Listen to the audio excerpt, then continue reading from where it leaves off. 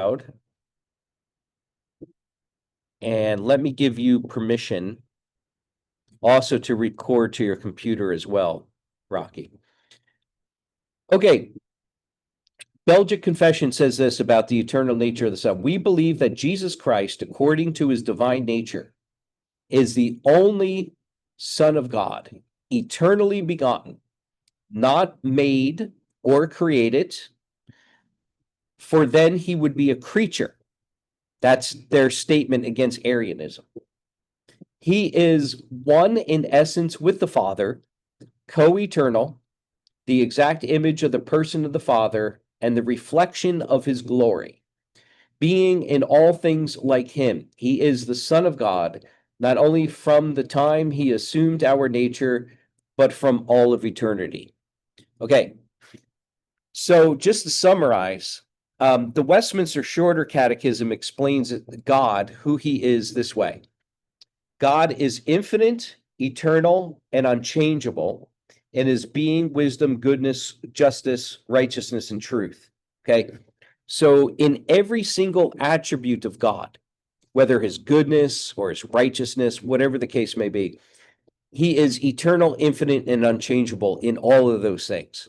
Okay, so what would we say about the Son? We would say that every attribute that the Westminster Shorter Catechism attributes to God, okay, or every attribute that the Bible gives to God, is also characterized of the Son.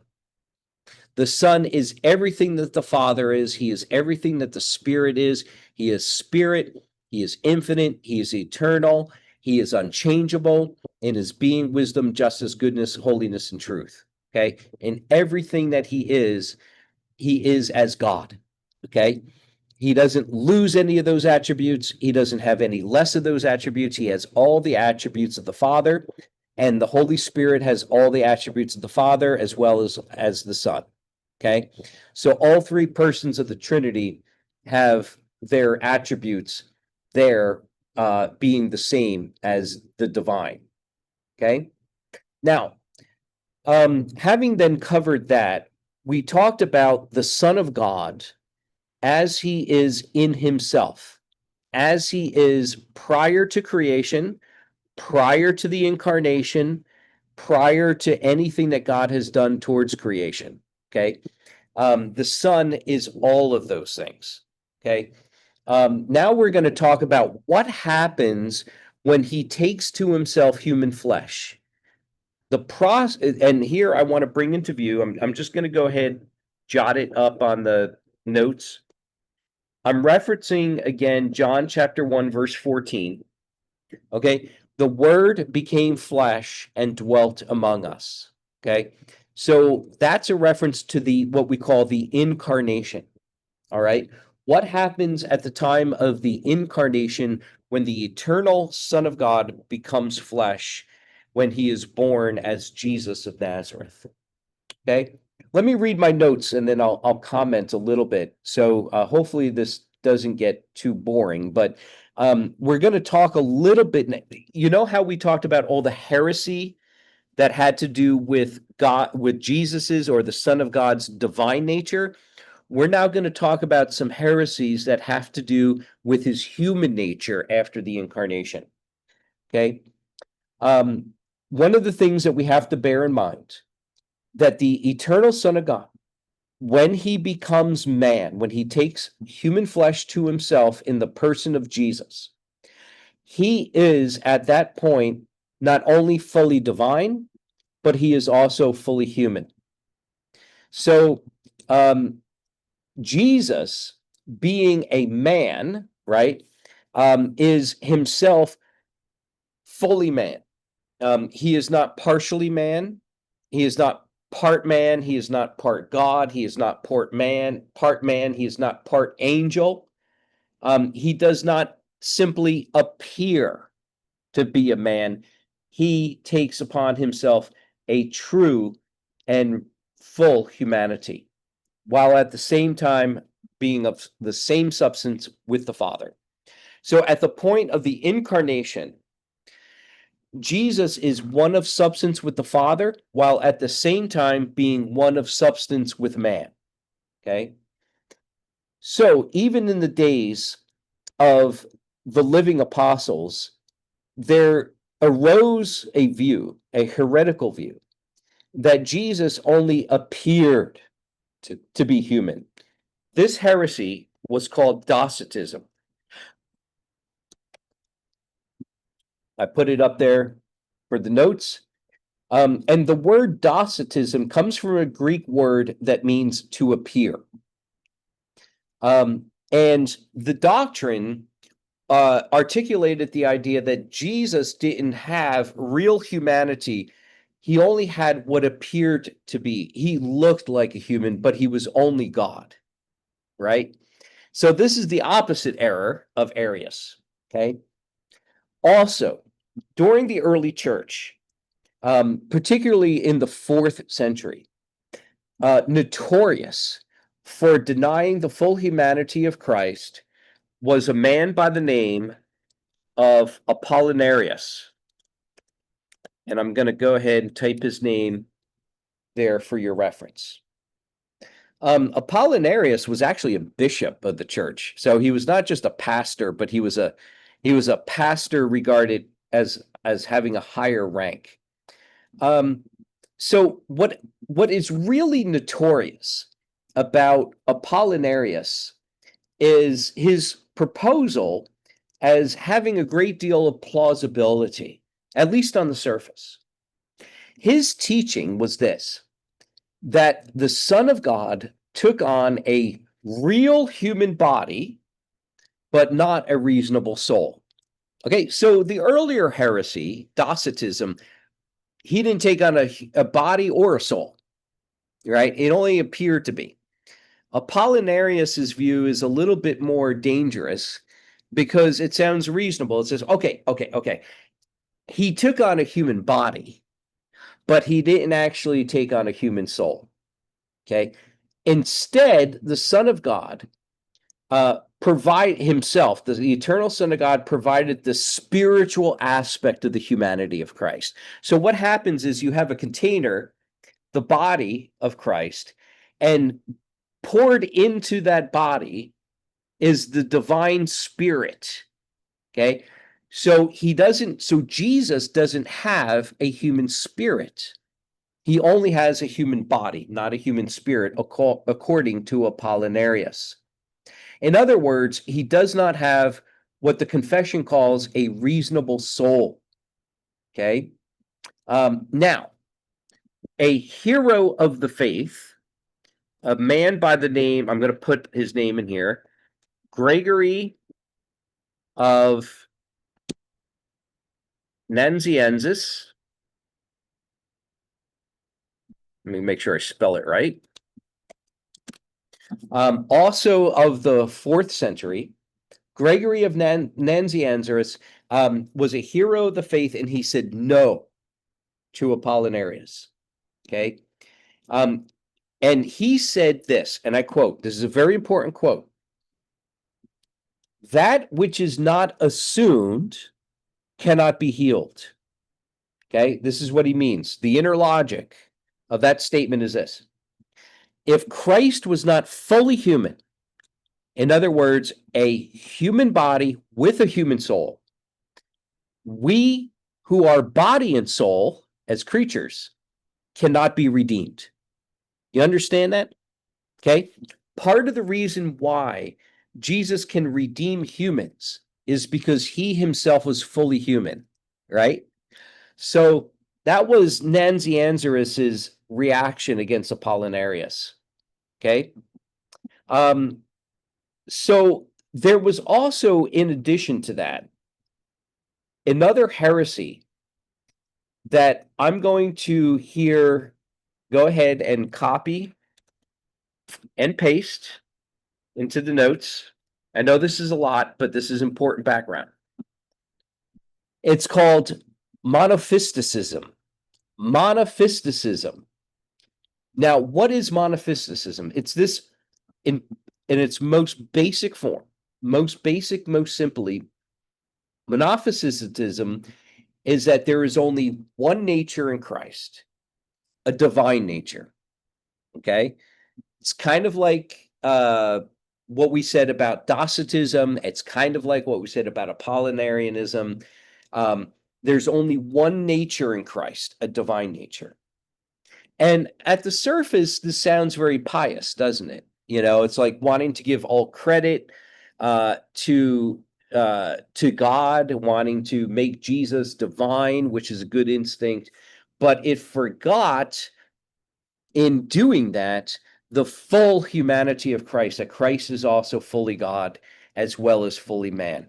And you can appreciate how there can be no redemption for sinners such as us without our Redeemer being himself both fully God and fully man. So this one nature view was not sufficient for having the whole Christ, the real Christ, the biblical Christ. Okay, I hope that the Jesus that you preach to your people is the Jesus who is a redeemer of his people, who is at the same time fully God, the one who created all things, and who is himself uncreated, while at the same time being fully human, taking to himself your human nature in order that in your human nature he might redeem you from your sins.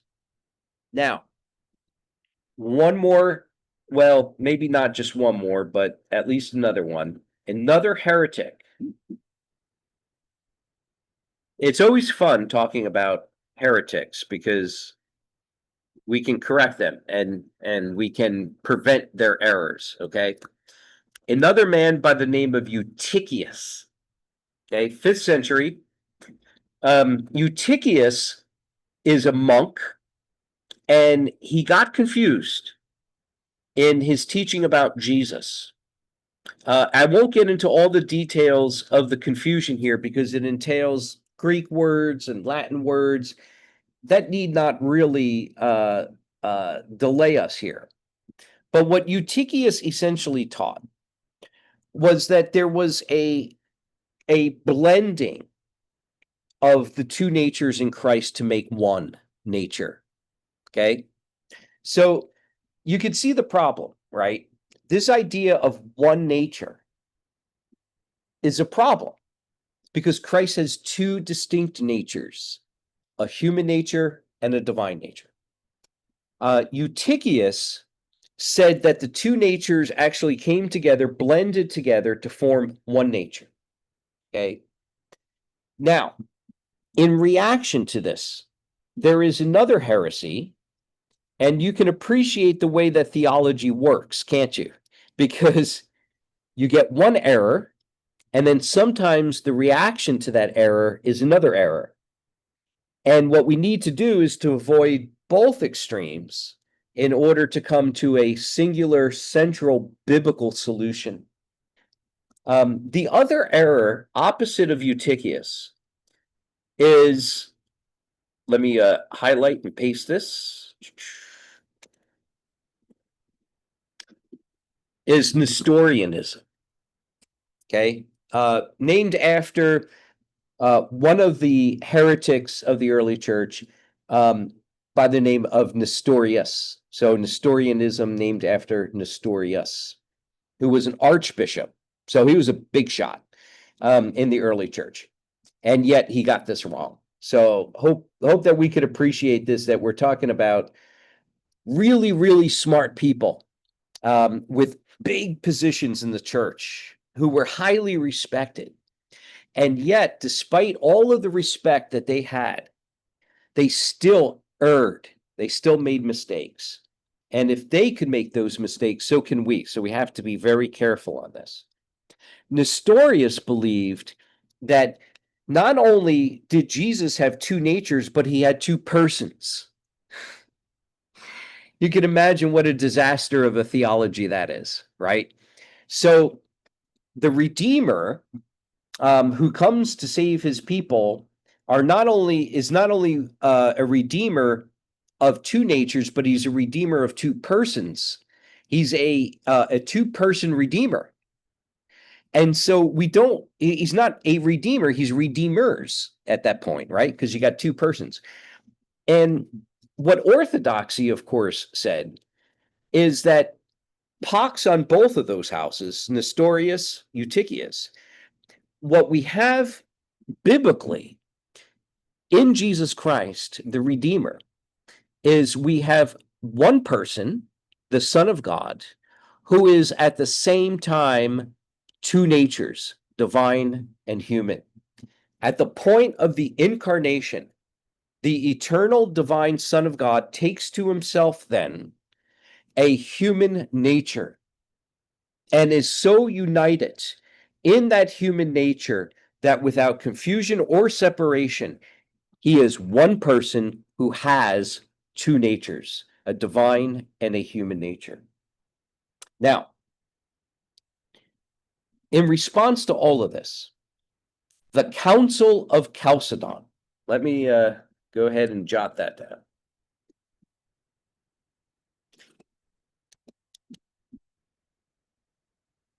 All of this controversy that is going on caused the church to call for another council. Remember, we talked about Nicaea, Constantinople, so forth and so on. This is another council that is being called in 451 AD. And this council, the Fourth Ecumenical Council of the Church, came up with a Christological definition to explain the relationship between the person of the Son of God and the two natures that he has at the incarnation. This would form Christological orthodoxy for the church in both the East and the West. So and in the Protestant tradition. So today, if you talk to Protestants, real Protestants, not like Jehovah's Witnesses or Mormons and other heretics, but if you talk to Protestants, Roman Catholics, and Eastern Orthodox, they all ascribe to the same formula, okay? Oftentimes called the Chalcedonian definition or the Chalcedonian formula. And the definition or the formula goes like this. Let me read this. I keep touching my iPad and I forget I can't control it with my finger here. Let me read to you this. It's a little lengthy, so pay attention. I'll try to emphasize certain things. And we also confess this formula, by the way, at our church. Not all OPC churches here in America, Presbyterian churches in America do this, but we do once a year. And we do so around Christmas time because it has to do with the incarnation. And I encourage you, as you're able to, look up the Chalcedonian formula and read it for yourself after I've read it to you. Study it and think about it. It is rich and it is orthodox. Okay, so let me read to you what it says.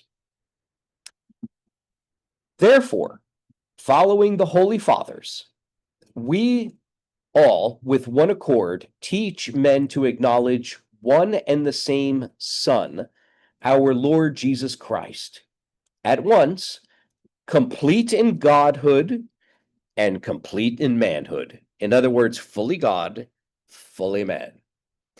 Truly God, I continue with the quote, truly God and truly man, consisting also of a reasonable soul and body. So that is Chalcedon's argument against Apollinarius, who denied that he had a reasonable soul, but he had a human body.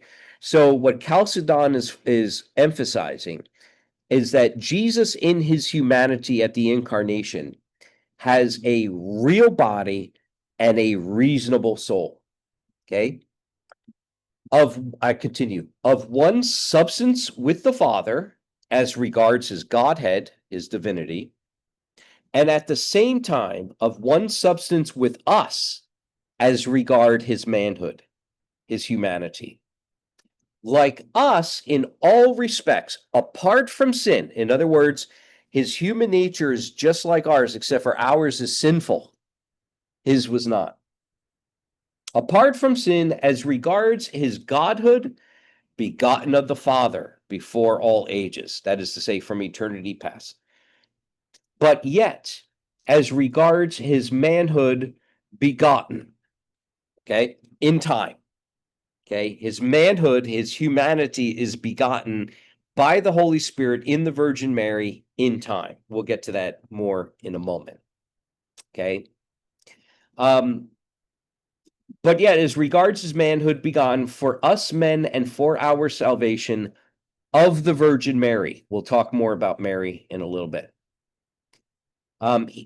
It goes on and calls Mary the Virgin the God-bearer, one and the same Christ, Son, Lord, only begotten, recognized in two natures, without confusion, without change, without division, without separation.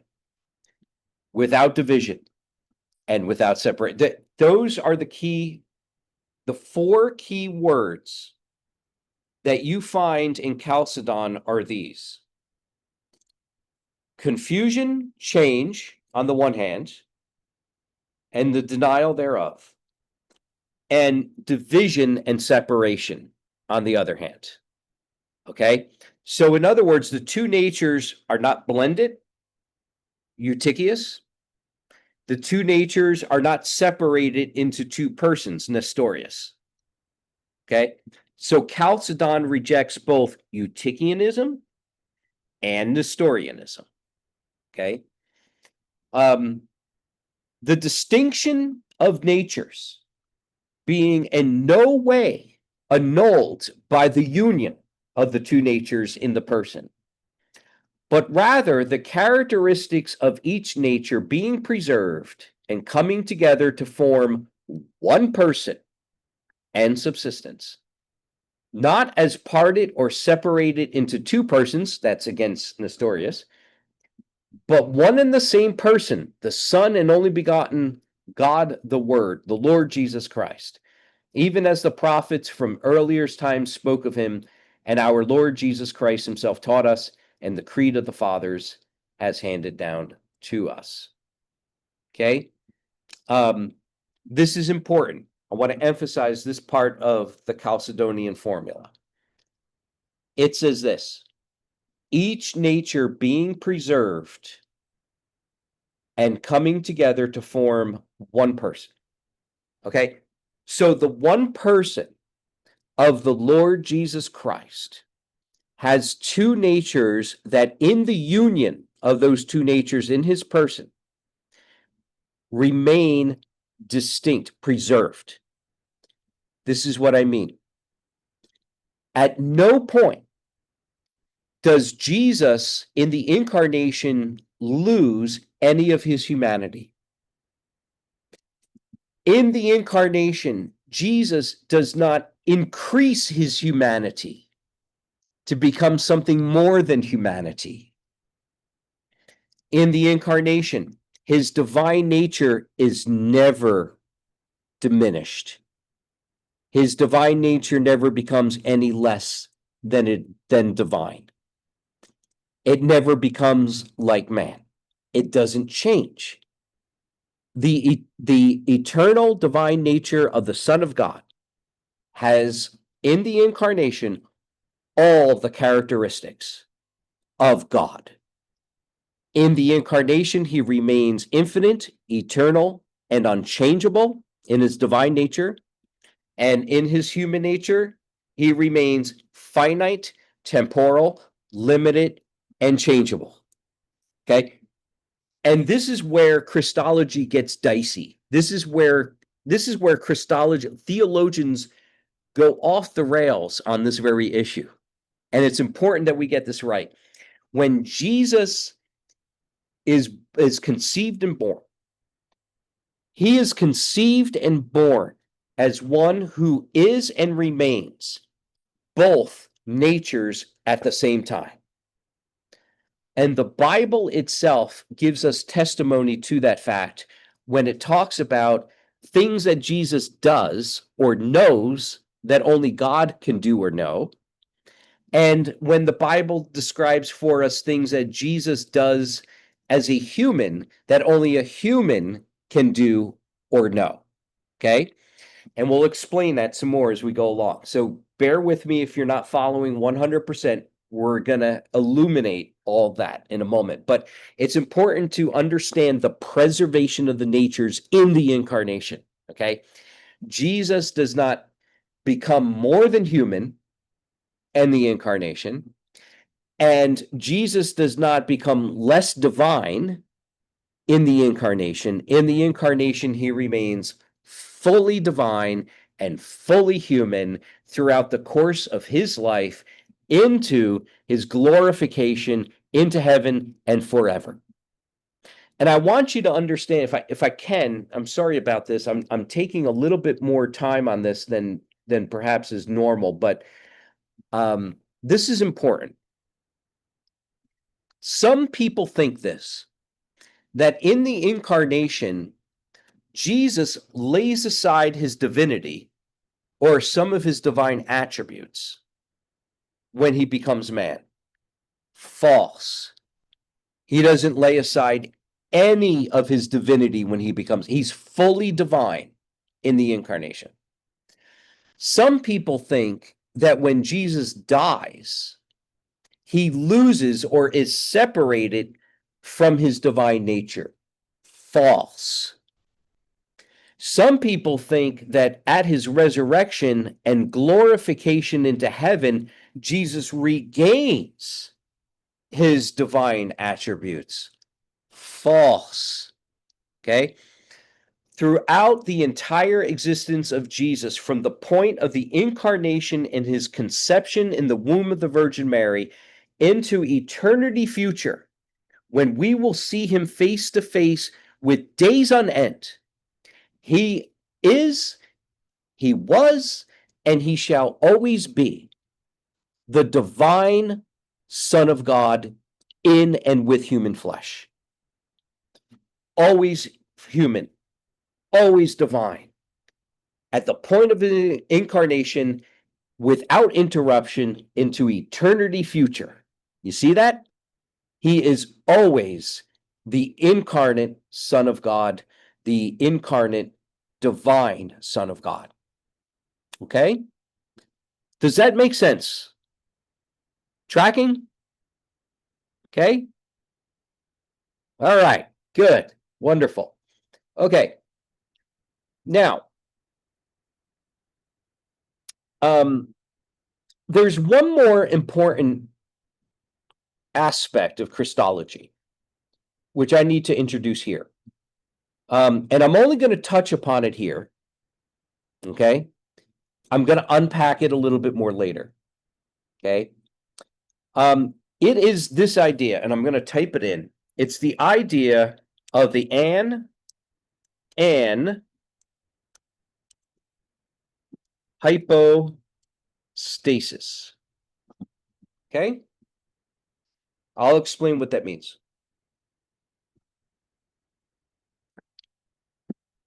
You'll notice that there are two Latin words that are there separated by a hyphen, by a slash. Okay? An, A-N, is Latin for without. Okay? En, E-N, is Latin for within. Hypostasis is Latin for, or actually that's Greek. I'm sorry. I think I'm working in the wrong language. Hypostasis, sorry about that.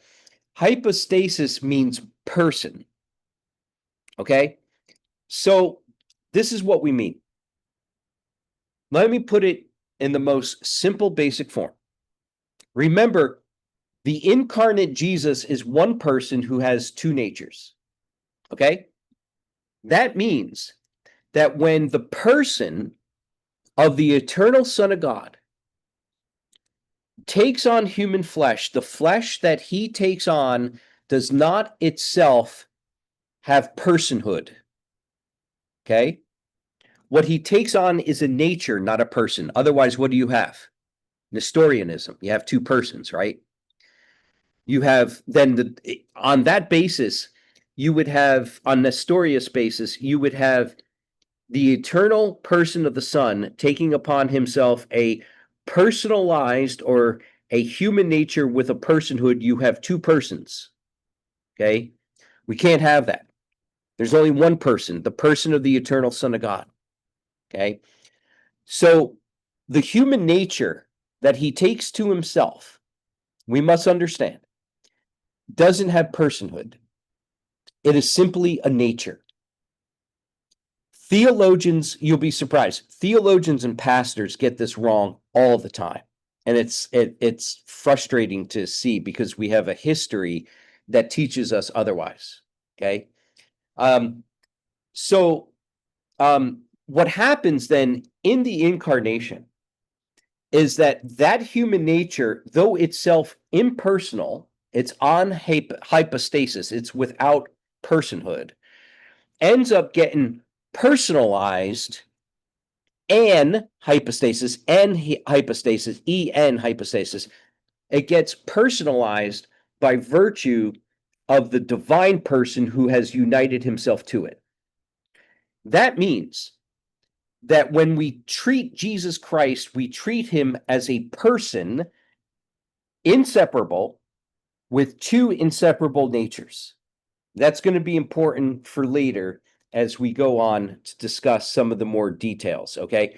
So I want you to understand this, if you get nothing else from that part, that the personality, if you will, the personhood of Jesus Christ is provided by the eternal Son of God. That means that Jesus Christ is personally divine. Okay? There is no aspect of the person of Jesus which is human. It's divine. It is a divine person that takes to himself a human nature. What does that mean? Practically, let me give you an example, practically, of concretely of what that means. That means, number one, you can worship Jesus. You must worship Jesus. And part of the reason why you can worship Jesus is because Jesus, even though he has a human nature, is the person of the divine Son of God. Do you get that? You understand that? That's so very important. Okay. Otherwise, you might think, I can't worship Jesus because he's part human.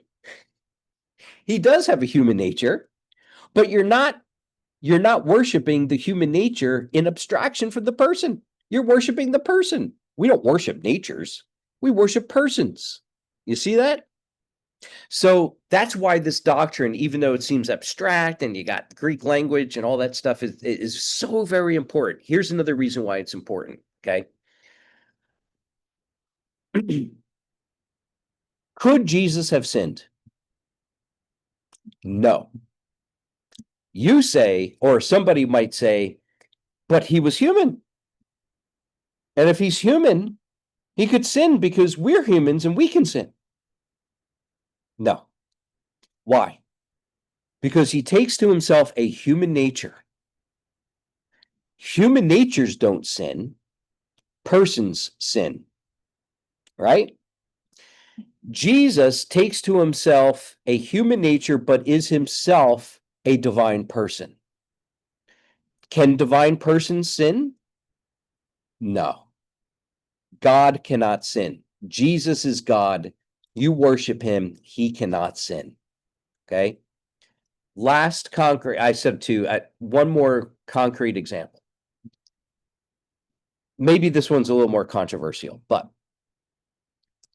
the Bible says in the second commandment that we are not to make graven images of God.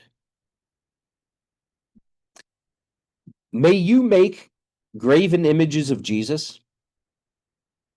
Can you draw a picture of Jesus? Can you construct a statue legally, like according to the law of God? Can you construct a statue of Jesus? Is that lawful?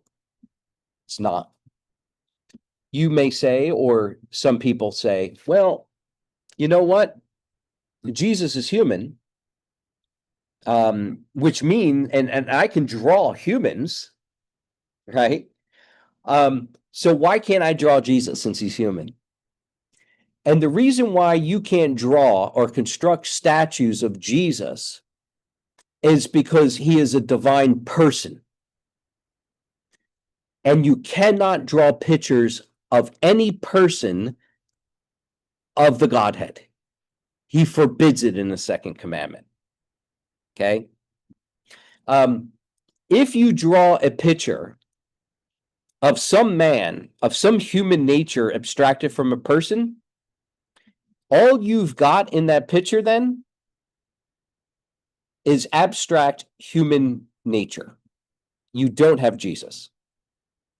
So if somebody constructs a statue of Jesus and they say that it's Jesus, you say, no, it's not. That's Bob or Jim or Rocky, right? But one thing it's not Jesus. Why? Because Jesus is a divine person.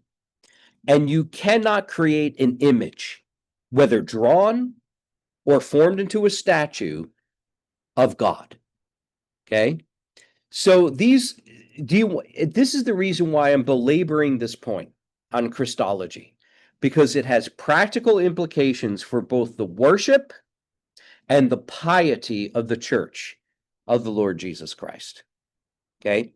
Now, maybe questions will come up about that in the Q&A, and I'll let Pastor Rocky handle those. He's more than capable of handling Second Commandment questions. But the issue behind the question of the Second Commandment is an issue of Christology. Okay? And this is a very important lesson that you must learn in the context of a Christological course. Okay? So I would be I would be failing in my duty if I didn't talk about that. All right. So just again as an aside, I mean, I know in the Philippines it's a very Roman Catholic country, and it's as a very Roman Catholic country, you find many Roman Catholic celebrations, many of which are public. And you see people parading, statues of Jesus or portraying Jesus on a cross or whatever. You must not fall for that. That man is not Jesus, and he's not portraying Jesus. Jesus cannot be portrayed. He cannot be imaged. Okay. Here's an important question, if you can answer it now. So is it wrong to say that Jesus is a human person? It is wrong to say that. Yes. Technically, he is not a human person. You can say that he is a divine human person. Okay. If by that you mean that he has two natures in the one person. Okay. So he is not a human person. He's a divine person who has a human nature. Does that make sense, Rocky? It does. Thank you. Okay, good. Great question. Thank you for that. Okay. So let me take a sip of drink. I got some orange Gatorade going, and take a little tobacco to re-energize.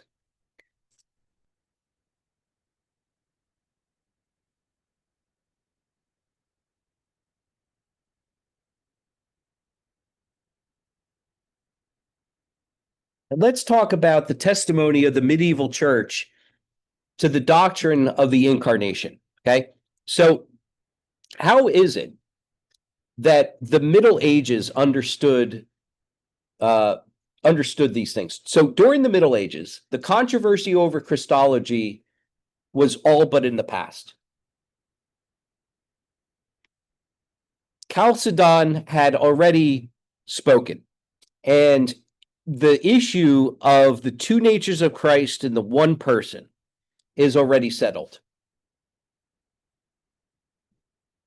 The great theologian of the Middle Ages, Thomas Aquinas, continues to defend that Chalcedonian orthodoxy.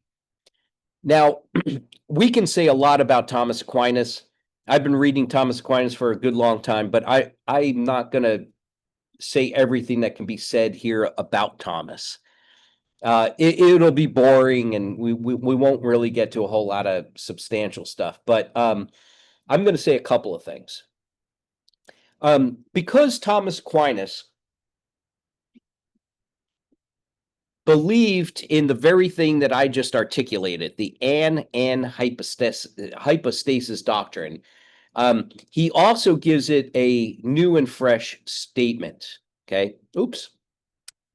What do I want to say about it? There's a lot of stuff in here I don't want to say about it.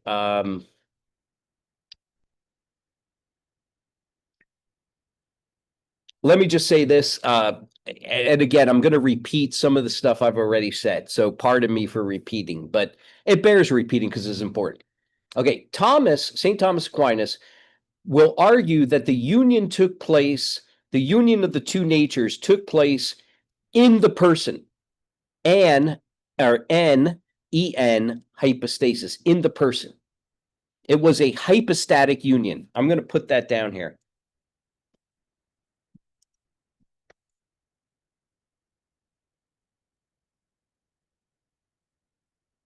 The hypostatic union is a union in the person, okay? So what you have here then is that the human nature is without personality. It is en-hypostasis, okay?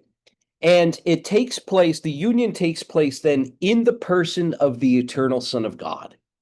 Remember, God is always active. Humans are always passive. Okay, so God acts in the incarnation, and he actively takes to himself the human nature in the hypostatic union. Okay, God provides the divine nature and the divine person in Jesus Christ. The human nature is then passively taken to himself as an addendum. You understand addendum? As an addition. Okay, this is going to be important later when we talk about kenosis. Don't worry about the word now. We'll talk about the word later. So what happens in the incarnation is an impersonalizing event. The eternal person of the Son enters into a relationship, a hypostatic union with the human nature, okay, and takes it to himself, takes it as his own. Okay, St. Thomas Aquinas, in the Summa Theologia, which was his great magnum opus, articulates this very thing. And I'm not going to go through and give you all of the details of the scholarship. So when I did this class with Heidelberg Seminary, I basically gave a paper that I delivered during my doctoral program at Westminster Seminary. And there's a lot of scholarship that has been done on Thomas Aquinas that I talk about. I'm not going to bore you with all of that stuff. But just to say that through the writings and through the thinking of Thomas Aquinas, you find here a whole lot of defense of the old Chalcedonian formula. So Thomas Aquinas has a lot of problems in his theology. There are a lot of things about Aquinas's theology I don't like because it becomes basically the bedrock of Roman Catholicism as we know it today. But there are a lot of good things that are also found there in Thomas Aquinas, and the way that he defends Chalcedonian Christology is one of them.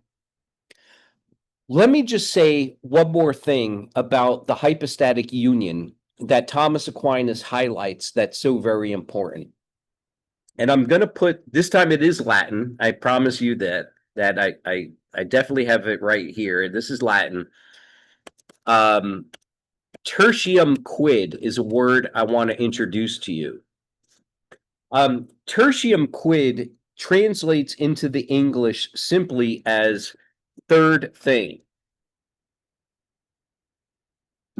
Okay. And this is why I bring it up. This is important. This is why it's important to bring up tertium quid. Okay. Thomas Aquinas rejects categorically the idea that in the hypostatic union of the two natures come together and blend. You know what I mean by blend? Like, if you get a blender and you put a bunch of fruit and yogurt and milk and water in there, you blend it together and you sort of have something that's no longer yogurt and that's no longer water, that's no longer fruit. It's sort of a third thing, right? Maybe you call it a smoothie, or you call it a milkshake or whatever, right? What happens, this is important, what happens in the incarnation is not the formation of a smoothie, okay? There's no third thing that ends up getting created at the incarnation. The divine and the human do not come together to somehow form a third substance or a third construction or a third person, okay? What happens in the incarnation is that the two natures remain distinct always, and yet as distinct are always the one person of the eternal Son of God. There is no third thing that is constructed. Why? Let me ask you this. Let me give you two types of being. God, the creature, okay? What is there other than God and the creature? The creature. Can you think of anything else that exists other than God and the creature? No. You've got God and you have the creature. Okay? There is no third thing that exists in reality other than God and the creature. Okay? Those are the only two things. And at no point does God and the creature come together to form something new, a third thing other than God and other than the creature. They remain always distinct. This is what we call the creator-creature distinction. And that creator-creature distinction always remains intact. That distinction remains intact even at the point of the incarnation. Okay? So at the incarnation, there is no merging, there is no blending together of the two natures to form some sort of a third thing called Jesus Christ. Okay? Jesus Christ is not a third thing. He is God who has assumed to himself a human nature, both body and soul. Does that make sense? Are we tracking so far with all of that? Okay. Good. Okay, so let's move from Thomas Aquinas. I've got a whole bunch more here that I delivered through Heidelberg Seminary that, basically is not relevant for our purposes. But now I want to talk about, and I've got about 20 more minutes here to talk about the Reformed confession and Scripture. So what does the Bible say about the incarnation? Okay. And what do the confessional and creedal tradition of the church say about it? Again, it's important for me here to emphasize that these two things, Scripture and confession, are not equally ultimate. I'm not treating them that way. Okay. The Bible is foundational. The confessions and the tradition of the church, in so much as they are faithful to the Bible, stand on top of the Bible. Okay? And what we have here with the confession and creeds of the church are witnesses to what the Bible says. Okay? The tradition and the confession, and all of you, I think all of you, or at least most of you, have been in my class in the past on the confession of faith. You know my position on this, right? I've said it before. The confession is not inspired. The confession is not the word of God. The confession is not inerrant. It is not infallible. It can err, and it has the ability to be false. But the confession, the Westminster Confession is what I'm going to focus on here, is only as good as it gives witness to the Bible. Okay? The Bible is the alone standard for doctrine in life. The scriptures and the scriptures alone are what we go to in order to establish doctrine. And in this instance, we're going to talk about the way that the Bible, witnessed to by the confessions, testify to the orthodox doctrine of the incarnation. Okay? Fair enough. Okay.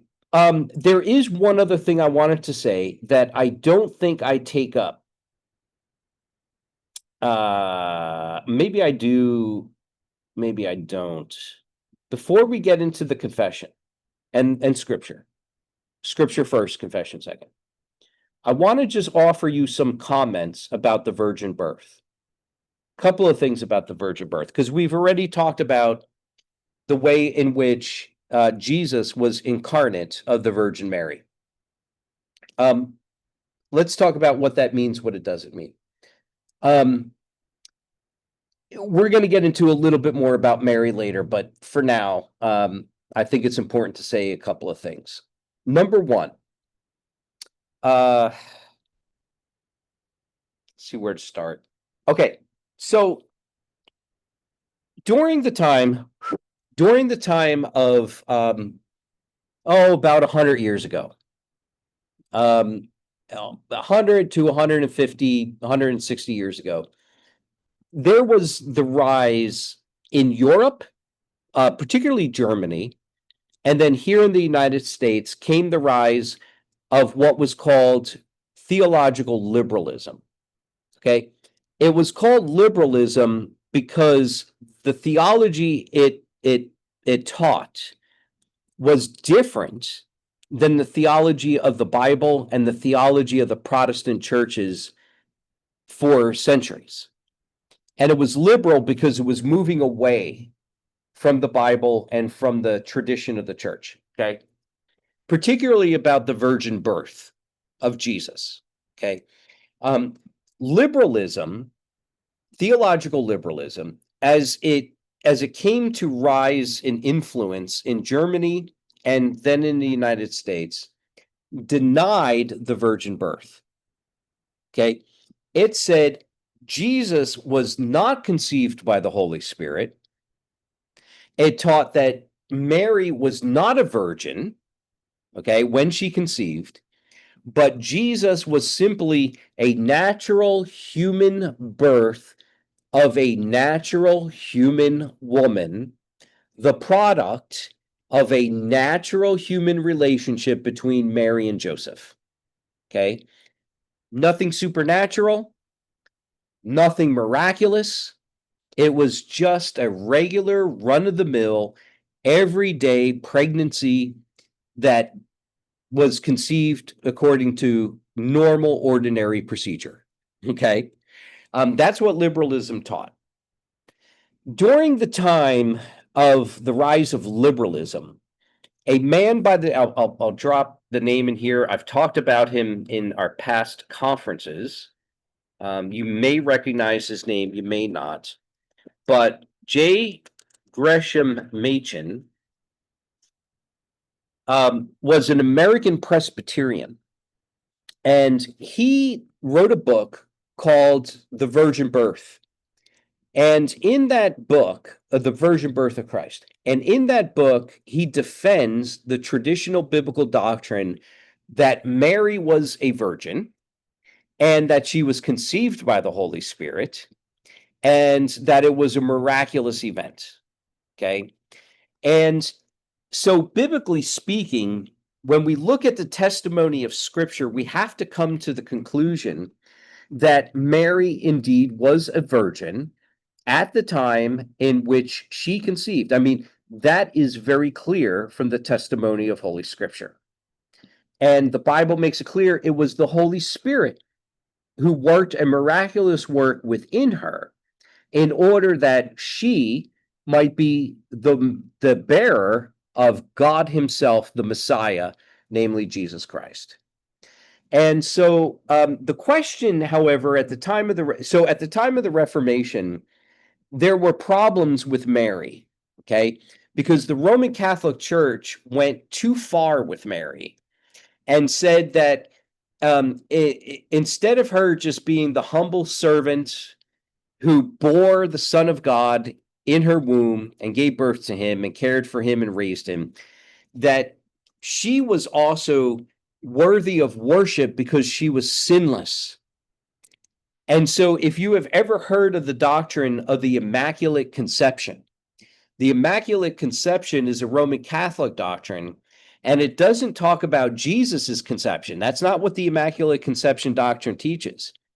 What it teaches is that Mary was conceived immaculately, that she was conceived sinless. Okay, so you can see the problem, right? So what skeptics were saying was, wait, if Mary was a sinner just like us, and Jesus was born of Mary, then he would have had to been sinful too. And so Rome tries to eliminate that protest, that criticism, by saying that Mary herself was conceived sinless. The problem with that, of course, as you can anticipate, is that there would have to be an infinite regress of immaculate conceptions. Not only would Mary have to be conceived immaculately, but her mother would have had to been conceived immaculately, and her mother would have had to been conceived immaculately, and so forth and so on. So it becomes a problem of infinite regress, and Rome, without any biblical justification at all, literally makes up this doctrine. I mean, they just make it up. Immaculate conception, Mary was conceived immaculately. And then, because they believe that Mary was not only sinless, but a virgin her whole life, then they believe in what is called the Assumption. And they teach the assumption that Mary never died. Did you know that? That's what Rome teaches. Mary never died, right? So Mary simply goes straight to heaven. She never dies. She just gets assumed into heaven. And is brought up to heaven and without ever having died, sits at the right hand of Jesus. And because she has that privileged position, she can be a co-mediatrix, redemptrix, where she, with Jesus, redeems us from our sins. And so what she does is she brings the prayers of the saints to Jesus. So you go through the saints and you go through Mary, and then you get your prayers eventually delivered to Jesus. Okay, that's the shorthand version. Roman Catholicism is a little bit more, complicated than that, but that's it in its essence. So during the time of the Reformation, the reformers wanted to say no to that. I mean, they wanted to say, listen, Mary, there's no reason to believe that she was conceived sinless. There is no reason to believe that we should worship her.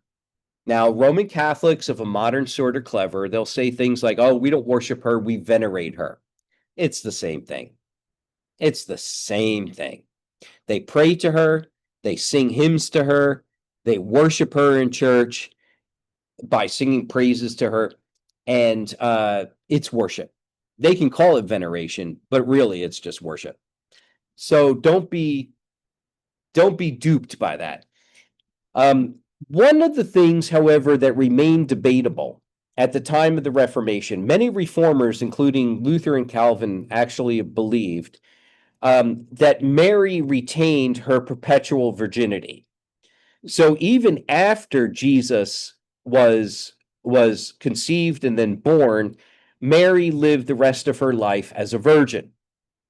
And to that, I have to say, poor Joseph. I mean, that's not very fair to her poor husband, right? If for the rest of the life she just was going to be a virgin, right? And I don't believe that's the case. There is zero evidence to support the idea that Mary remained a virgin after the birth of Jesus. In fact, we have evidence to the contrary, because we have evidence of brothers of Jesus, that Jesus had siblings. And Roman Catholics will come along and they'll say, well, that word in the Greek doesn't really mean brother, it can mean cousin. Yeah, it can mean cousin, but it can also mean brother, it can also mean sister. So almost certainly what happened is part of the disciples that followed Jesus were in fact his brothers, in part because of those scripture texts where they say to Jesus, they say, your brothers and your mother and father are here. And Jesus says, who are my brothers and who are my father and mother, right? It's immediate family that's in view there, right? Not the whole family, not cousins and so forth and so on. It's not about mother, father, brother, sister, and so forth and so on. And so almost certainly what is the case is that our Lord was the first of other children within the family of Joseph and Mary. Joseph and Mary conceiving the other children naturally, only Jesus being conceived supernaturally by way of the conceiving power of the Holy Spirit. Okay, now the next section then that I would like to go to has to do with the testimony of the Reformed confessions and scriptures on the incarnation. But I got 8 minutes, so maybe we'll press on to 245. Yeah, that's what we'll do. Is that okay, Rocky? We press on to 245 and then we break?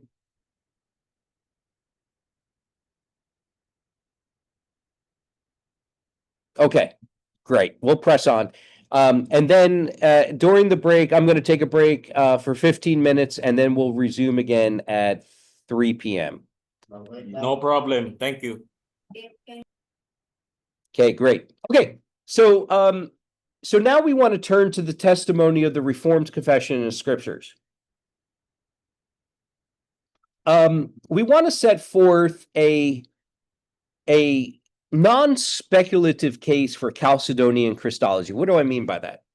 So I am concerned to set forth a case that is not on the basis of pure reason, okay? Speculative. That's what it means to be kind of speculative, right? That's what Roman Catholicism does. It sort of makes things up.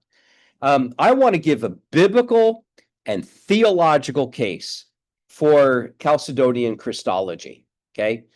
And I want to begin by looking at Westminster Confession of Faith, chapter 8. Okay, Westminster Confession of Faith, chapter 8. That chapter is on Christ the mediator. Okay, so we're talking about Christology. It's the heart of the confession statements upon Christology. Okay, and the second paragraph says this: Westminster Confession 8:2. I'm going to tell you what it says, and then we'll talk a little bit about some of the biblical underpinnings of that. It says this, and I quote, "The Son of God, the second person of the Trinity, being very and eternal God, of one substance and equal with the Father, did, when the fullness of time was come, take upon himself man's nature, with all the essential properties and common infirmities thereof, yet without sin, being conceived by the power of the Holy Ghost in the womb of the Virgin Mary, of her substance, so that two whole, perfect, and distinct natures, the Godhead and the manhood," that's language almost right out of Chalcedon, the Godhood and the manhood were inseparably joined together in one person, without conversion, composition, or confusion. In other words, blending, no blending. Which person is very God and very man, yet one Christ, the only mediator between God and man. Okay? I'd like to there's a lot. There's a lot here. Let me emphasize a couple of things. First of all, let me emphasize the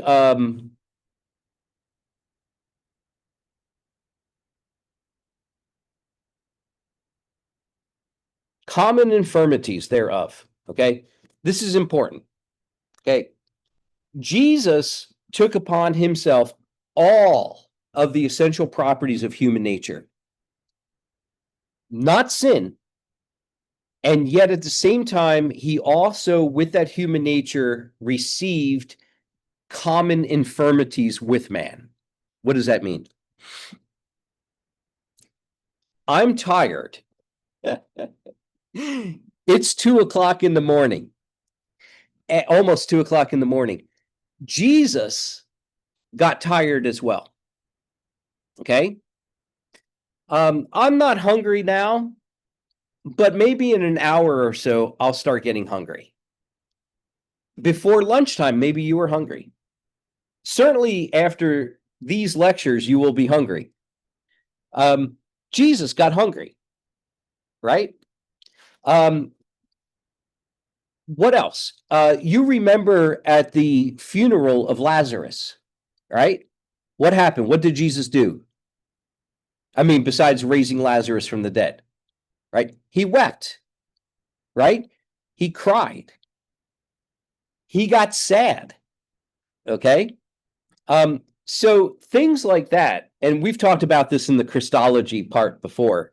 So I'm repeating myself from the time that we did our conference on the confession previously. But so there are many, many infirmities that Jesus had by way of his human nature that are not a result of sin. They're just the kinds of infirmities that all human beings as human beings have, right? And so tiredness, lack of knowledge, right? There are times where Jesus knows things that most humans don't know. How? Well, that's according to his divine nature, right? And then there are other things that Jesus doesn't know because he's human. And his human mind is not omniscient. Omniscience means all-knowing, right? Jesus, according to his human mind, doesn't know everything. There are some things he doesn't know. And he gets sad. He gets hungry. He gets tired, right? And so, according to his human nature, he has all of those common infirmities. And that's important because it explains how it is that he could be both divine and yet at the same time experience human infirmities. The Jehovah's Witnesses will point you to those common infirmities, and they will say, see, he was a man, not God. And you need to say, yes, he was man, but he was also God. And as man, he also had those common infirmities that we all experience without sin, no sin. And yet at the same time, he was tired, he got hungry, and he got sad, and he wept. Okay. So we'll go ahead and take a break at that point. We'll return and talk a little bit more about that paragraph in chapter 8, paragraph 2 of the confession, and unpack a little bit more from the Bible, some of those doctrines, okay? So why don't we go ahead and take a 15-minute break? I'm just going to turn off my camera and my microphone, and you guys get some coffee and water, and we'll see you in 15 minutes.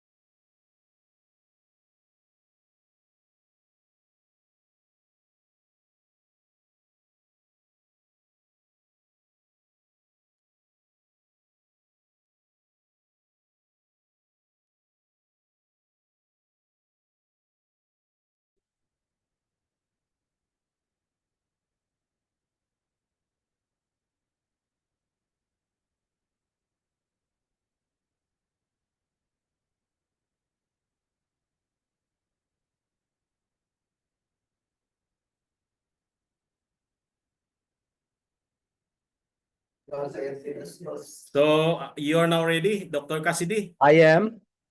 Okay, okay. So you can begin now the second afternoon lecture. Okay. Okay, great. Sounds good. Okay. So hope everybody had a good snack and hopefully a cup of coffee to keep you going. I have not had a cup of coffee yet because if I have a cup of coffee now, I will not go to sleep. So I'm just working on my cigar and my Gatorade, and that's all I've got. So hopefully we'll have a good next hour. So we'll go till about 4 p.m. And at that point, I'll turn it over. I'll sign off and then turn it over to Pastor Rocky. Okay, it looks like the video has frozen. Are we okay?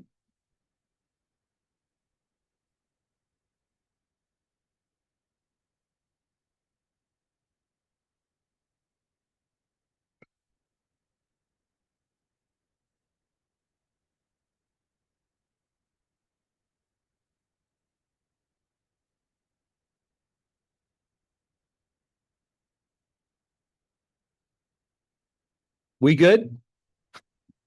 We're good. We're good. Okay, great. Do you see us? Do you see I do. the video? Okay. Yes. Yes, very good. Very good quality. So I am, by the way, I am so very encouraged. So this is great. It's almost like I'm there. Yeah. Except for the heat, which is nice. So it is warm here in Texas, but not as warm as it is in the Philippines. So I'm glad to be here to be able to do this, and hopefully you guys are benefiting and enjoying. I'm enjoying doing the teaching, and I'm enjoying the view to be able to see everybody's faces. This is really very nice. So thank you, Pastor Rocky, for setting this up. And I'm very grateful for this opportunity. And I'm very grateful for you all who are here listening. So thank you for coming. I know it's not easy. I know it was a trip, and you had to take time away from your family and other chores to be here. So thank you for being here. And hopefully you'll come back tomorrow and we'll do this all over again. So, and then into the future again and again and again, I hope. So, anyway, this is my privilege and honor, and I'm so very encouraged to see you all here. So, by the way, I can't wait to be back. I have to talk to Pastor Rocky, but I do hope to come back next year in 2026 to see you all face to face and to do some in-person teaching. And hopefully that will happen according to God's will. We'll see. Will depend on what my church does and how they'll go ahead and support me in doing that. But I'd love to come back and see you all again. So, okay, without further ado, let's go ahead. I want to talk a little bit more about paragraph 2 of chapter 8 of the confession, because there are a couple of things that are mentioned there that need some comment biblically. So I want to highlight in that section of the confession, it talks about in the fullness of time, which is the time of the incarnation. So the language of fullness of time comes from Galatians chapter 4, verse 4. And part of the reason why I'm doing this is just to show you how biblical the confession is being, remembering that it's pointing us to the Bible. And as we look at the language of the confession, especially as it picks up in Galatians 4, let me just read to you, if I can, that verse 4 of Galatians 4 in context. So beginning in verse 1 of Galatians 4, it says this: I mean that the heir, as long as he is a child, is no different than a slave, though he is the owner of everything. But he is under guardians and managers until the date set by his father. In the same way, we also, when we were children, were enslaved to the elementary principles of the world. That's a reference to the Old Covenant law. But when the fullness of time had come, God sent forth his son, born of a woman, born under the law. Now, in context, Paul is laboring to highlight the difference between the old and the new covenants. In times past, under the old covenant, right, the heir, that is to say, God's people, were kind of like children. These children, that is to say, God's people under the old covenant, is kind of like a slave being under a guardian. The heir already owns all things, yet is not at the age, or we might say, of the maturity to inherit it all. That is to say, the time of the coming of the Son had not yet arrived. So all of this is a metaphor for Israel under the Mosaic law. But in contrast to the time of the law, now, when Jesus has arrived in the incarnation, is the fullness of time. Verse 4, born of a woman, born under the law. This phrase denotes the ultimate final time. We would use the technical expression, the eschatological age, the final age, the age that fulfills all other times. It is a reference to that final age of redemptive history. It is a reference to the epoch of covenant fulfillment. What I mean by that is all of the promises that God gave his people in the old covenant are now going to be fulfilled. They will all become yes and amen in Jesus Christ, to use Paul's language in 2 Corinthians chapter 1. So as such, the covenant of grace then moves forward from the administration of the law, a time of promise and of anticipation, to the time of the gospel, the time of the fulfillment of all of those promises. It is at this time, the fullness of time, when the law and the prophets are fulfilled. Matthew chapter 5, verse 17. And it is then that the Son of God, quote from Westminster 8:2, took upon himself man's nature. Now, this language of taking upon himself is significant for our endeavor in Christology. It communicates the same idea that we talked about previously from John chapter 1, verse 14, which says this, and the Word became flesh. This is quite possibly the most anti-Gnostic thing that someone can say. Okay, let me explain Gnosticism. So Gnosticism is an early church heresy, even arising in the time of the formation of the New Testament. Okay, it was a Greek philosophy. Now, you need to understand just a little something about Greek philosophy. I won't go into a big lecture on this, but really something very simple. Okay, get this. For Gnosticism, or for Greek philosophy, the body is bad. Okay, the body is bad. What is good is spirit, is that which is ethereal, that which is spiritual or untangible. Okay, what is tangible, namely the body, is bad. So Gnosticism taught that there is no way that God would ever take upon himself a true human nature, because to do that is to go in the bad direction. It's to take to himself something bad, namely a body.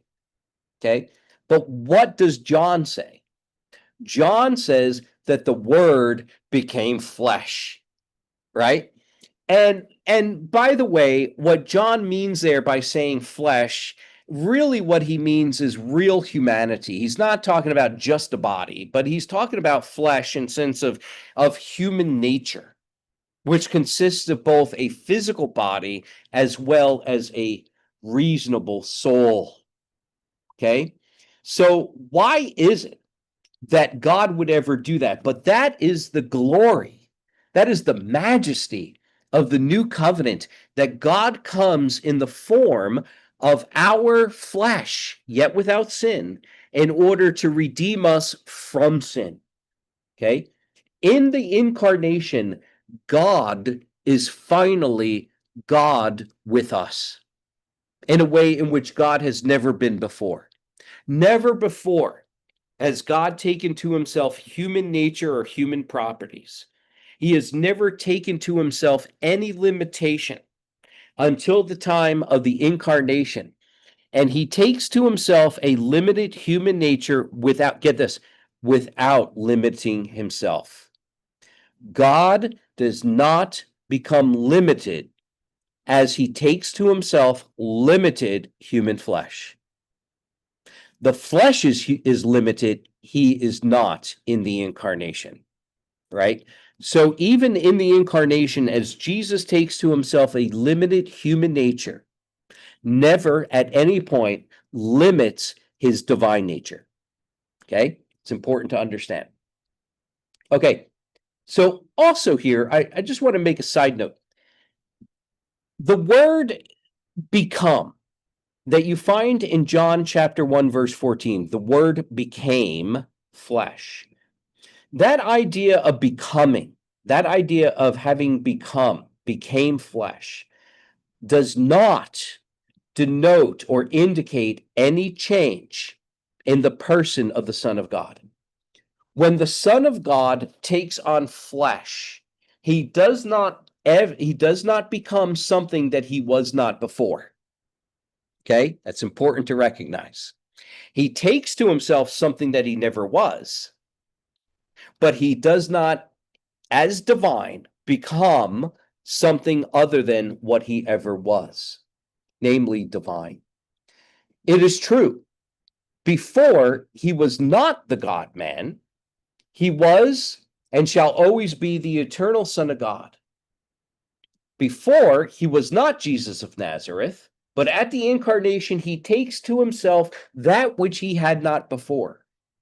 He takes on human flesh. He takes on the name that goes with that human flesh, the name of Jesus, the name that he didn't have before. But at no point does the eternal Son of God ever become something that he was not. The self-same eternal person of the Son, who was at the beginning, the eternal Son of God, is the one who becomes incarnate. There is no becoming, however, of his eternal being, his divine being, into something that it wasn't before. The person of the Son does not change. This is important. The person of the Son does not change when he becomes enfleshed. Okay? The eternal divine Son always remains divine Son, immutable, unchangeable, infinite, eternal, in his being, wisdom, justice, holiness, goodness, and truth. Furthermore, here's another important thing. Listen to this. The eternal Son of God did not have to become flesh in order to relate to us. Okay? It is not as if God never related or could never relate prior to the incarnation. The eternal Son of God always related to creation because he is God. He's the one who created creation. He's the one who providentially governs creation. He is always the eternal God, divinely present to all. He is present to his creation at all times, quite independent and prior to the incarnation. So at no point does the eternal Son of God need to relate to us by taking a human nature in order to relate to us. It is rather his covenantal presence. The incarnation is his special act of covenantal presence to us in order to save sinners. That's why Jesus came. That's why the eternal Son of God became flesh. It was for the purpose of our salvation from sin. Okay? Important to understand all of that. And so the word became flesh in John chapter 1, verse 14. denotes not a change in regard to God.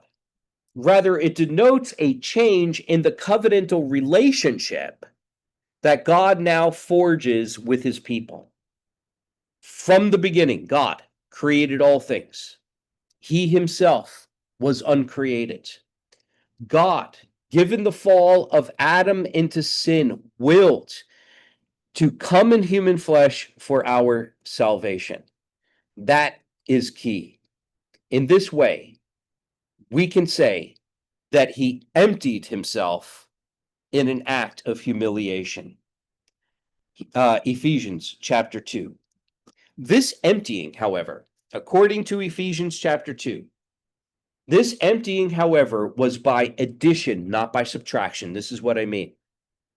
His emptying was an act of self-humiliation. It was not an act of divesting himself of any divine attributes whatsoever.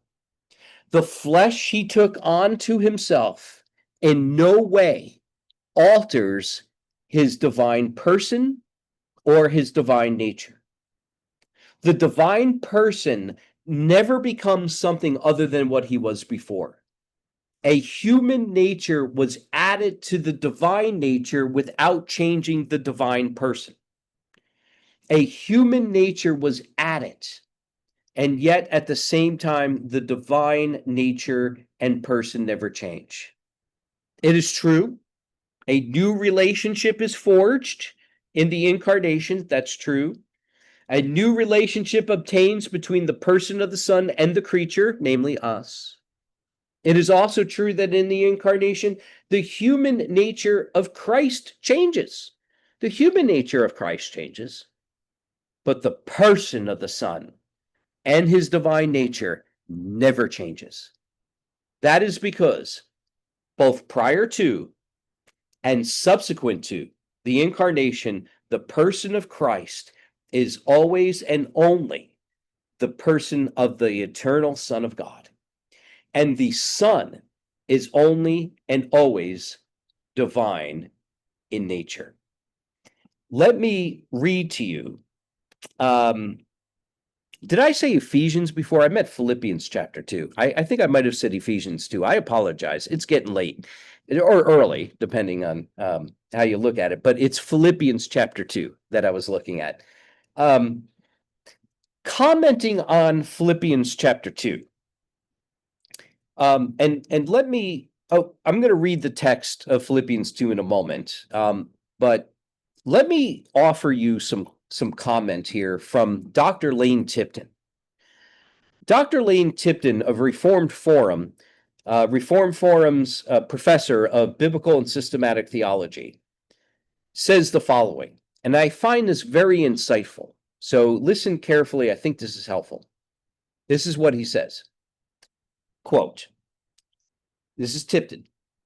It should be noted that this language of become does not indicate any change in the person of the divine Logos, the eternal Son. The language become rather indicates a change in the relation of the divine person to his assumed humanity. Okay, so it's a covenantal change.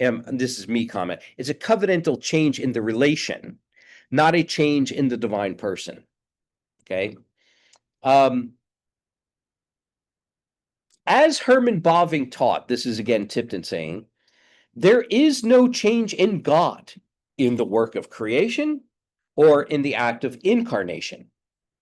His person remained what it was, namely eternal, immutable, and living. Tipton goes on. The complement to the idea of Christ taking to himself a human nature is the concept of self-emptying, or kenosis. The kenotic idea is taken from Philippians chapter 2, verse 7. Let me write that word in the notes for you.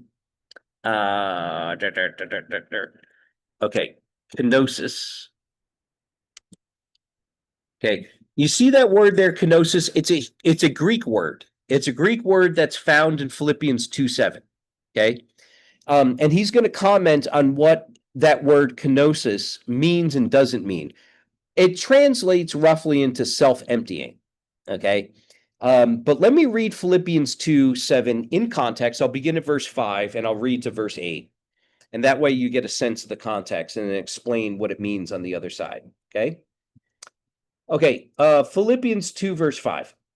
Have this mind among yourselves, which is yours in Christ Jesus, who, though he was in the form of God, did not count equality with God a thing to grasp or a thing to hold on to. But, verse 7, this is the key verse, but emptied himself by taking the form of a servant, being born in the likeness of men, and being found in human form, he humbled himself by becoming obedient to the point of death, even death on a cross.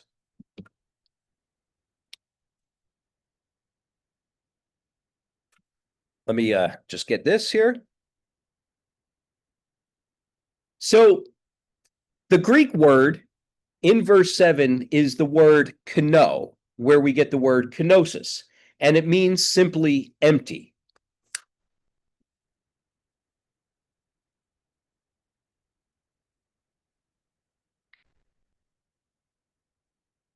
Now, during the 19th century, there was a theologian by the name of Gottfried Thomasius, which is not important for you to know, but he is oftentimes described as the father of modern kenotic theories, and he takes his starting point from this passage. The idea that he has in mind is to reconcile Christ's divine nature with his apparent human limitations. So we talked about the human limitations that you find in Jesus, like tired, hungry, sad, so forth and so on. And he's asking the question, how can it be that one who is God can actually be weak, like being tired and hungry and so forth? And it's explained in part by saying, according to this theologian, that Christ voluntarily, get this, empties himself of certain divine attributes. So the theory is that Jesus, the eternal Son of God, lays aside certain divine attributes so that he can become hungry, he can become thirsty, he can become tired and eventually die. Okay? Lane Tipton goes on and he explains concerning Philippians chapter 2 in a way that counteracts this theory of kenosis. Okay? Now, just as an aside, I don't want you to necessarily have to remember the name of the theologian I mentioned, Thomasius, but I do want you to remember this word, kenosis, because the kenotic theory is something very important to avoid. And many preachers and theologians fail at this point. And they misunderstand what Paul is saying in Philippians 2 and teach that Jesus became something less than divine when he was incarnate. He did not. That's false. Okay? Lane Tipton explains it this way, and I quote, "Given the fall of Adam into sin, the eternal Logos, or the eternal Son of God, would become man for us and for our salvation. He would enter into a personalizing union with an assumed humanity. In that relation, he would take to himself the form of a servant and become obedient to the point of death on the cross," Philippians 2, verses 6 through 8. He emptied himself, this is Tipton, he emptied himself of the prerogatives of deity by humbling himself in obedience to the point of death on a cross. This is key. Listen to this. While this emptying and humbling in no way changed his divine person, yet it is this divine person who emptied and humbled himself not by subtraction, but by addition. Okay, let me just reflect on that for a moment. Okay, so Jesus, when he became incarnate, when the eternal Son of God became incarnate and emptied himself, according to the Apostle Paul, he does so not by subtraction, not by getting rid of divine attributes, but by taking to himself the prerogatives and the weaknesses, the common infirmities of a human nature by addition. The great mystery of the emptying and humbling of the Son of God, this is Tipton, resides in the fact that the one who took to himself the form of a servant to the point of death on the cross, get this, remained the immutable form of God as an eternal person. Therein lies the locus of this unfathomable mystery. So, the context of Philippians chapter 2, verse 7 proves Tipton's main point that the kenosis of the eternal Son in the incarnation is not by subtraction, not by subtracting himself of divine attributes, not at all, but by addition of a human nature. It is not that he lays down his divine attributes or his divinity itself. Rather, he empties himself. Look at verse 7 of Philippians. How? By taking the form of a servant, namely a human nature. Okay? Paul further explains that this self-emptying is due to his being born in the likeness of men and also being found in human form, verse 8 of Philippians 2. So notice, according to Paul's own words, the emptying in view is not that of disposing divine attributes, but that of his exalted state in glory. What he empties himself of is the prerogatives of that exalted state and being in the bosom of the Father. He moves then from a state of exaltation to a state of humiliation. How does he do that? He does it in the form of being born of a woman, born under the law, having taken to himself a human nature. The emptying of his state of exalted glory occurs precisely in and because of his taking to himself a human nature and its correlate state of humiliation. Let me put it real simple. What he does is a change, not of his being or substance as divine, but the change is that of state. Okay? State is a fancy word of saying sort of position. He was in a position of honor and he moved to a position of humiliation. Okay? It's sort of like if the King of England, right, decided that he was going to go into a soup kitchen and put on an apron and begin to serve soup to homeless, hungry people. Okay? He moves from the prerogatives, all of the wonderful, clean, pristine, shiny, rich, wealthy, powerful position of being the king to becoming a position of a servant to the commoner people. Okay?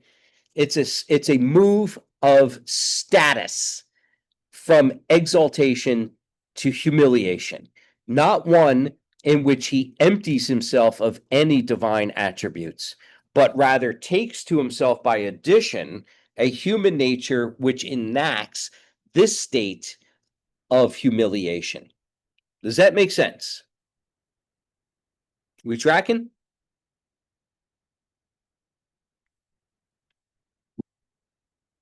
All right, good. Let me go on to paragraph 3 of the confession.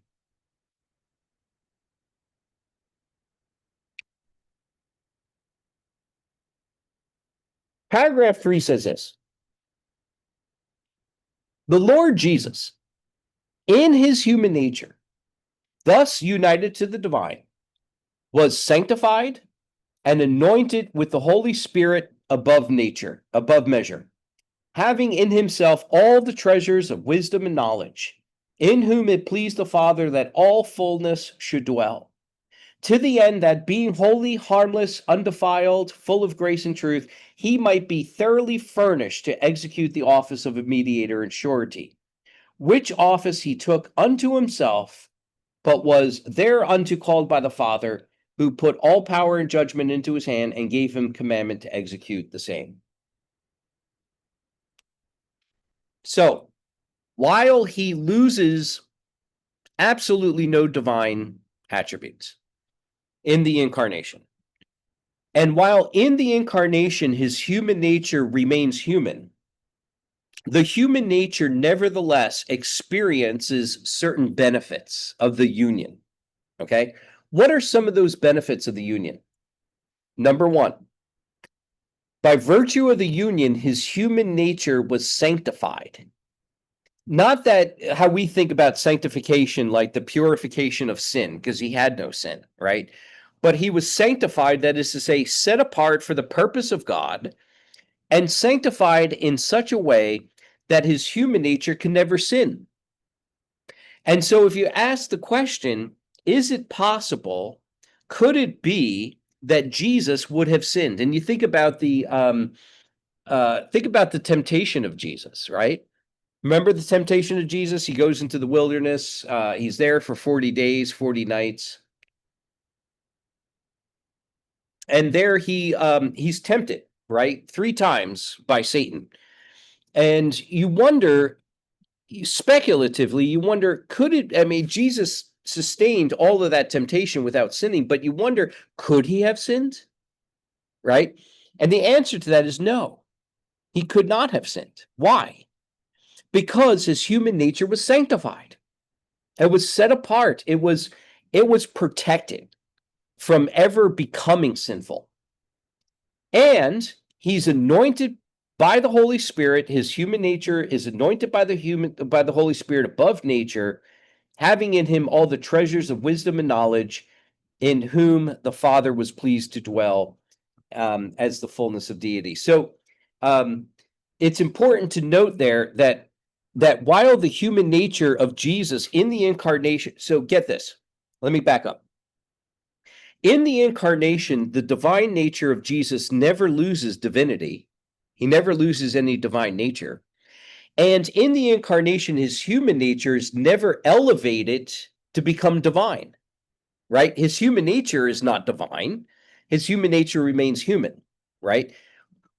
But his human nature does receive certain benefits by virtue of the incarnation. Namely, he is sanctified, he's blessed by the Holy Spirit beyond measure, he's filled with all the treasures of wisdom and knowledge, and so forth and so on. So he is, the human nature of Christ is not exactly like it's not like our fallen nature. It is our human nature, but it is in no way like our fallen nature. It is human nature without sin, and all of that he is fully equipped in his human nature to carry out and to exercise the office of mediator for the sake of our salvation. Okay? Now, as we are starting to wind down, we're just in the last 25 minutes or so. Let me talk about paragraph 7 of the confession. And I'm going to introduce to you, for the end of the day, I'm going to introduce to you perhaps the most challenging word and concept in Christology that there is. So hang in there, chew on this throughout the night, but it's the end of the day for you guys. I know it's the end of my day too, but this one's challenging, and I'm going to need for you guys to put on your thinking caps for this one, because it's going to take a little bit of thinking to grasp what exactly is being said here. I want paragraph 7 of chapter 8 of the Confession says this, and then I'll comment and show you how it's biblical. Okay. It says, I'm going to read it. Christ, in the work of mediation, acts according to both natures, by each nature doing what is proper to itself. Yet, okay, that's what the confession says. Yet, it's like, uh-oh, I was tracking with you so far, no problem. Each nature acting according to its nature, no problem. Yet, here comes the mind bender part. This is the brain twister. Yet, by reason of the unity of the person, that which is proper to one nature is sometimes in Scripture attributed to the person denominated by the other nature. Woo! What does that mean? Okay, let's start with the start. We'll warm up into this. Okay, the first part is basic, right? Each nature in the union of Jesus Christ acts according to its own nature. At no point is there cross fertilization, right? At no point does the human nature act divinely. At no point does the divine nature act humanly. Okay, remember, they remain distinct natures. And yet, we find in the Bible instances where there are certain things that are said about the person of Jesus, okay, that are proper to the one nature but denominated by the other. Let me explain. Here the confession affirms, and I'm going to put the lingo in the chat, is the Communicatio. This is so much fun, the Latin, isn't it? Communicatio, it gets better. Idiomatum. Okay, so there's your Latin expression to describe this, but I'll break it down so you can understand it in English. I can't help with any other language you may know, but I'll help you with the English. Okay. What that means in short is the communication of properties. Okay, the communication of properties. That's what it means literally in English. And the doctrine is intended to explain how the Bible, and we as theologians, can use language which is proper to one of Christ's natures about his person. Let me give you an example. From Acts chapter 20, verse 28. I'm going to jot that in there because it's an important passage. Acts 20, 28. Okay. Let me read that to you. Let me see if you find anything strange about this verse. Verse 28, Acts 20. Pay careful attention to yourselves and to all the flock in which the Holy Spirit has made you overseers. Paul is talking to the elders of the church. To care for the church of God, which he, God, obtained with his own blood. Okay? Now, in context, this is Paul's farewell exhortation to the elders in Ephesus. He is exhorting and warning them concerning matters pertaining to their pastoral responsibilities to the church. You all are, many of you, if not all of you, are pastors. What are your responsibilities to the church? They are to pay careful attention to themselves, but also to the flock of God. The Holy Spirit has made them elders of that flock, and so they have a responsibility to oversee that flock. As such, they are to care for the church. Paul says that the church is the flock for which God has obtained with his own blood. Here's the rub. God doesn't have blood, right? God is a spirit. He doesn't have a body like we do, right? what's going on here? How is it that he can say that God obtained the church with his blood? Obviously, a reference to the crucifixion, right?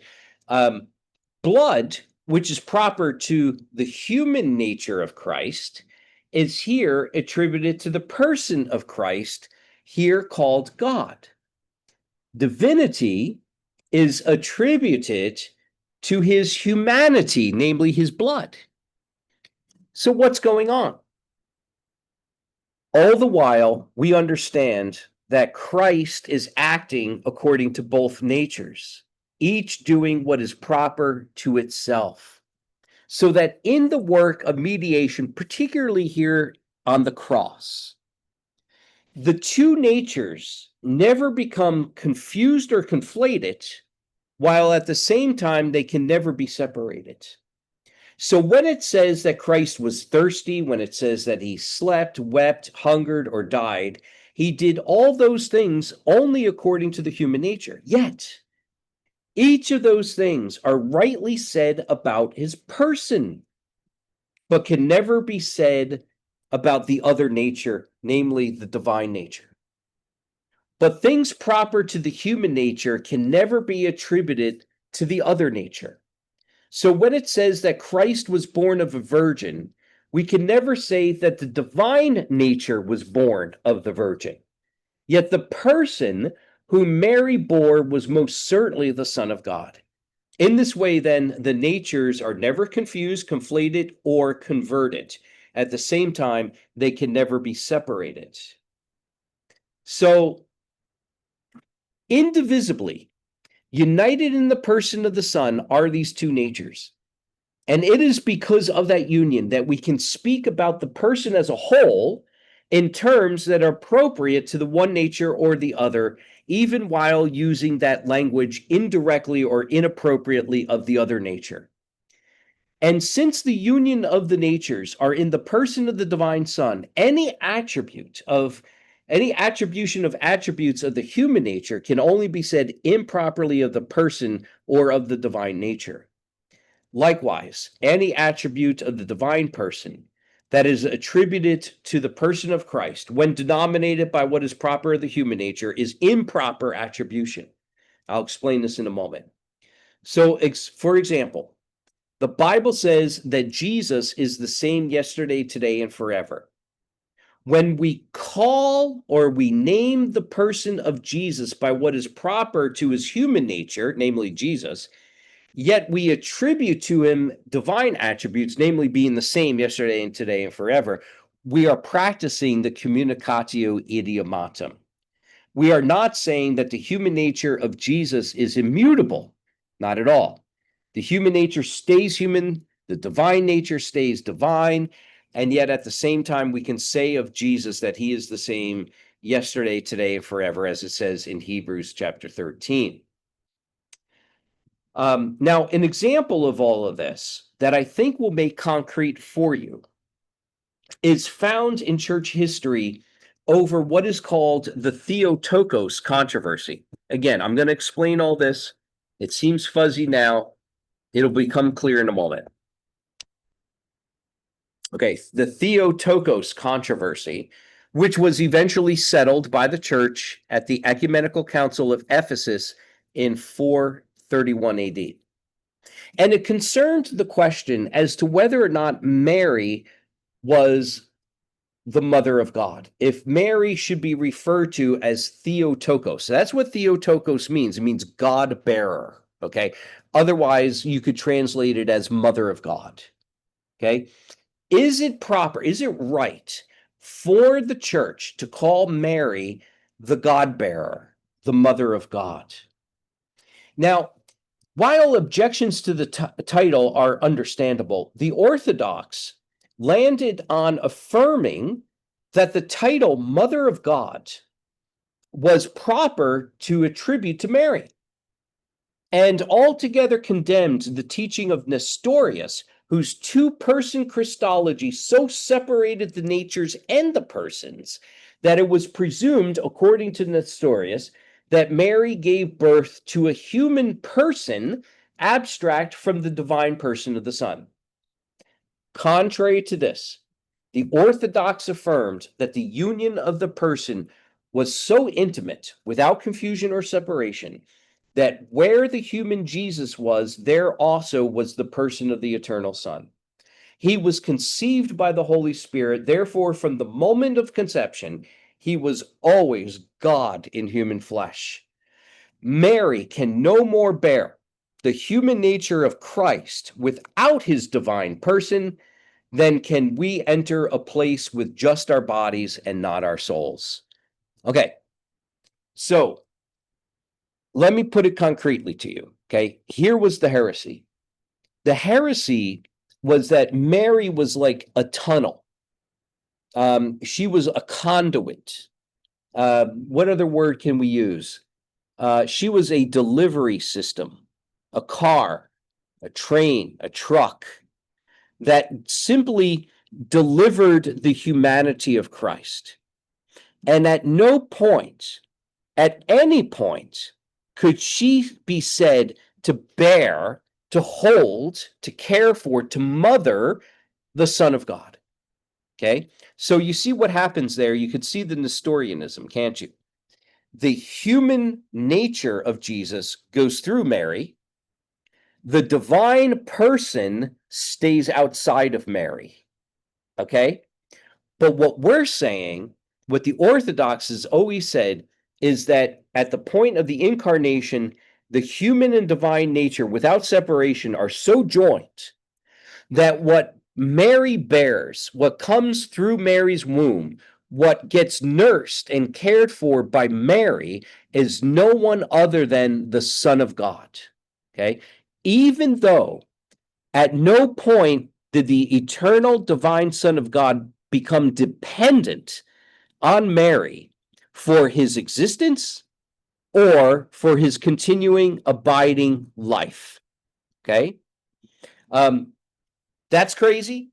I mean, it's mind-blowing to think of, but it's absolutely correct. So if anybody ever asks you, do you believe that Mary is the mother of God? You can say yes, because that's the Orthodox position. Rome will affirm that. We've got no problems with Rome, with Roman Catholicism on the question of Mary as the mother of God. 100% lockstep with Rome on that question.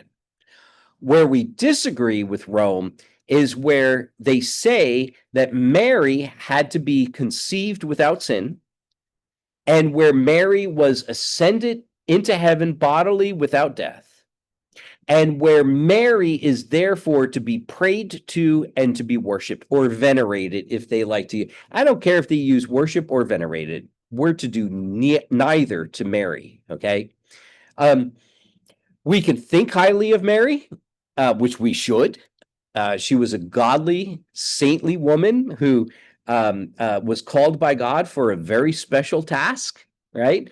I'm looking forward to talking to Mary in heaven, finding out about what it was like to be the mother of Jesus. But we don't pray to her. We don't worship her, right? She was, like us, a sinner in need of redemption. So that the very son that she bore was also at the same time her redeemer. Rome cannot affirm that. Rome will deny that all day long. Jesus redeems Mary, just like how he redeems us. Mary is in need of redemption, just like we are. She was a sinner, like us, and she, however, was set apart for a special task. But she is the mother of God. She is proper for us to say that, right? As long as we understand that what is being talked about there is the Communicatio Idiomatum, right? We're taking what is proper of the human nature being mothered, and we're attributing it to the Son, right?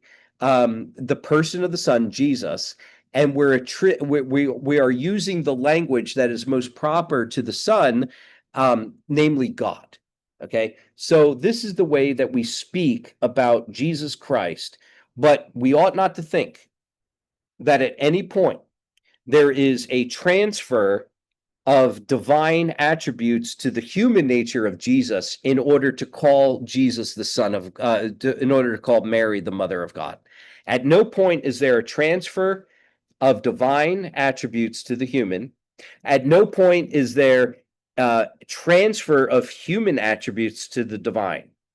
But together in the union, we have the Son of God. Mary was the mother of the Son of God.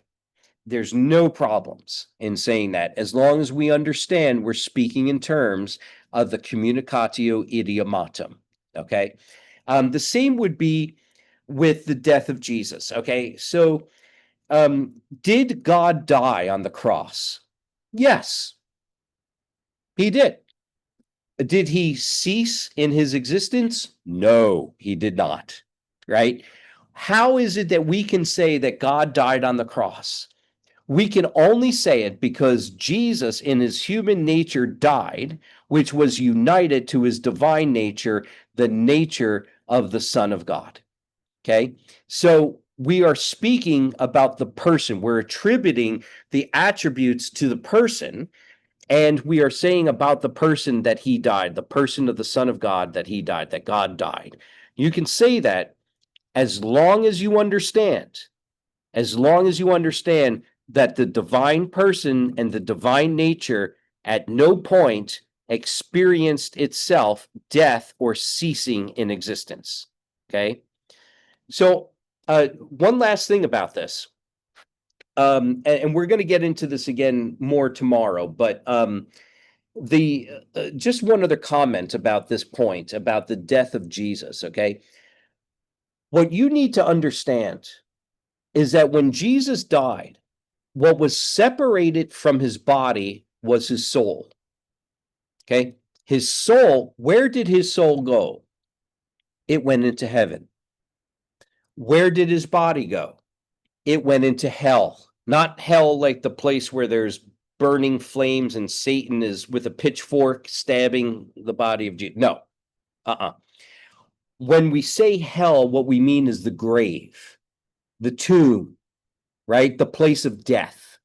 So the body of Jesus goes into the tomb. We say he descended into hell. That's what the creed says.